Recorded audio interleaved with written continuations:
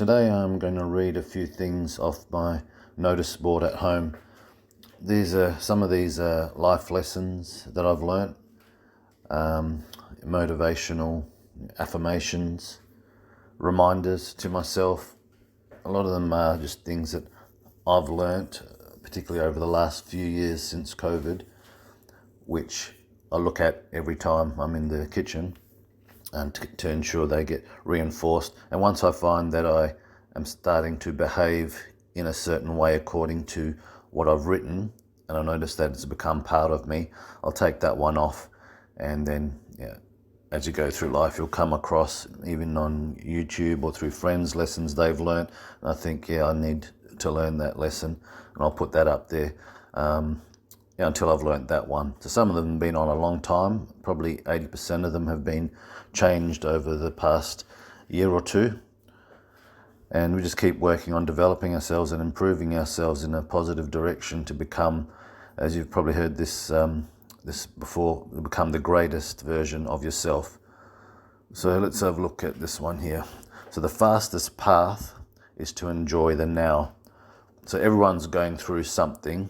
There's only short periods in people's lives where everything seems perfect, and that's how it's meant to be, and we'd like it to be perfect all the time, but you're not actually learning that much when things are perfect. It's through the challenges and overcoming the challenges and not staying down that you develop and increase in what I call vibration, or many people call vibrational frequency. So the fastest path is to enjoy the now. So there's things we have to deal with, unavoidable things that have to be dealt with on this third dimensional physical planet, but also in the time, in your off time, when you're not having to deal with these things, try to do things that you really enjoy. I'm not talking about things that are bad for you that you enjoy. I'm talking about things that empower you and that uplift you and that you enjoy. So if you enjoy going for a walk in nature is what I recommend, and even on grass, bare feet, which I recommend to discharge energy and negative ions.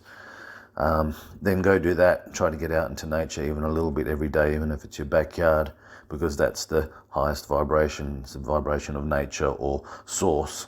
So you want to immerse yourself in that as much as possible. A lot of people naturally do that anyway. They don't even realize, it as like a spiritual practice, but they'll go to the beach or go fishing or go for a walk on the beach or park or go and do some exercise. So it's whatever you like doing. So I like doing certain types of exercises. I feel energized, endorphins kick in. The moment I start doing my warm-up, I can feel a whole change in mindset.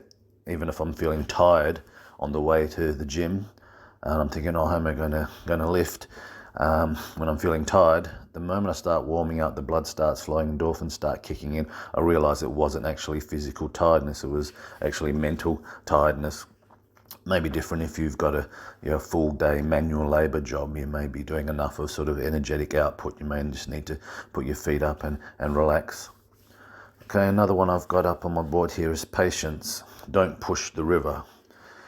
So we've got to continue moving forward, but try to avoid getting too frustrated, angry, and in the lower vibrational emotions, anger and fear and so on. There's a lot of that in the media, and that's the idea of it being in the media.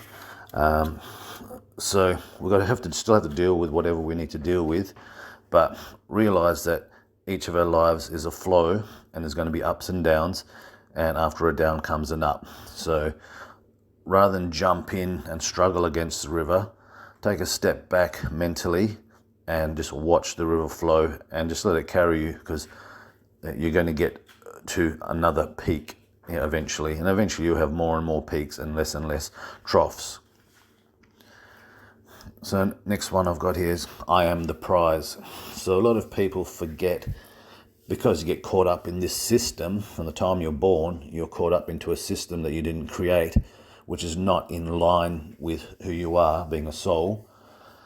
But you've chosen this lifetime on a physical planet, and depending on where you're born, if you were born somewhere in the Himalayas or the Amazon rainforest, then you're not so much in the system. You're just in that system of that tribe, which may be more in line with nature and maybe more enjoyable and empowering. You don't have to worry about paying for this, paying for land to live on, and paying for your food.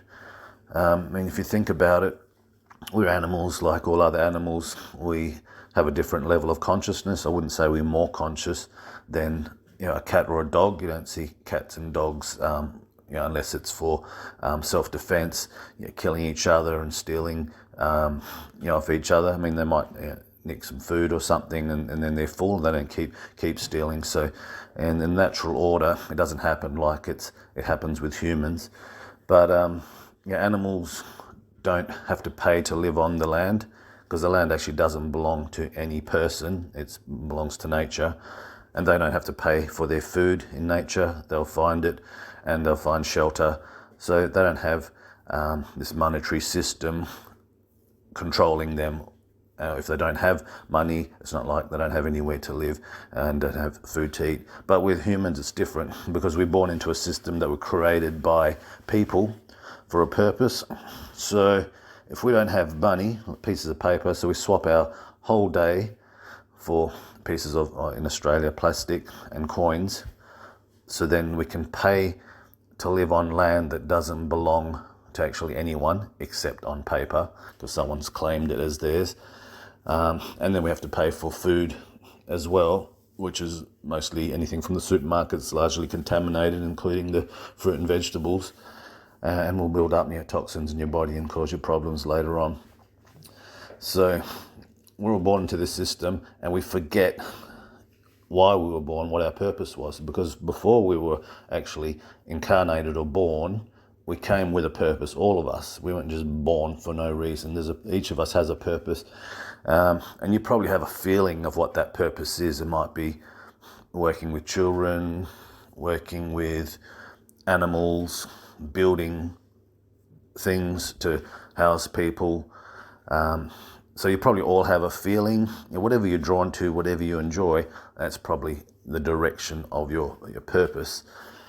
So we're born with each one of us is unique purpose. It's different. Other people might do similar things or the same thing in a different way, but we are the prize. So each of us is the prize.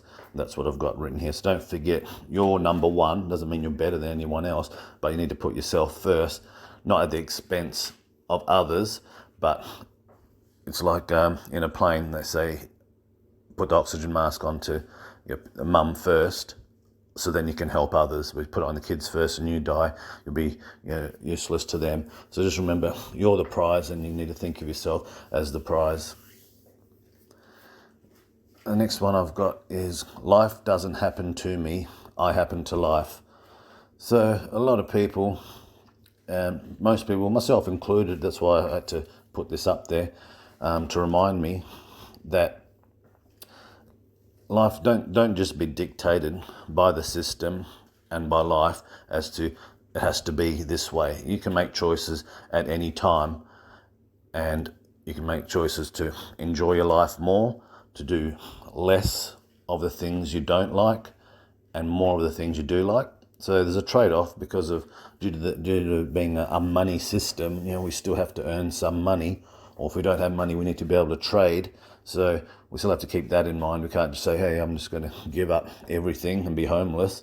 There might be some homeless people. I've seen people in overseas country, more so third world countries, that are homeless but are happier than the richest people I've seen here.